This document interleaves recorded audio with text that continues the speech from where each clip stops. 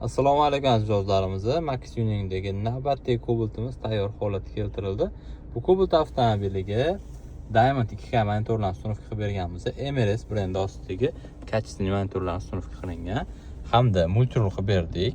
Cruise kontrollar aktiv bo'lgan, bitta knopkada signal ishlaydi, airbag ishlaydi, multimedialari ulab ishlatilgan. Tabloga programma qilib suv gradusini chiqarib berdik. Temperaturasini pultdan o'pganda oyna ko'tariladigan zavod bo'ladigan qilib berdik.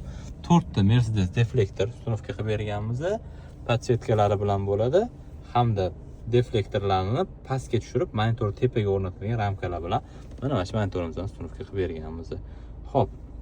Monitor turishi mana shunaqa, videoni qaranglar. Bu ramkalar zavodskiy, o'ziga shunday tushadigan qilib ishlangan. Hammasi qolib, zazor bo'lmaydi, turishi idealniy, tepaga pastga qarab qolmaydi. O'tirganda video ko'rish uchun juda ham udobniy. Hamda bemalol YouTube'dagi качественный videolarni ko'rsanglar ham bo'ladi, telefondan ham podдержка qiladi. Diamond kamera mana hozir o'zi YouTube'da turibdi. O'zbekiston kanal любой bitta videoni qo'ysa ko'rsatadi.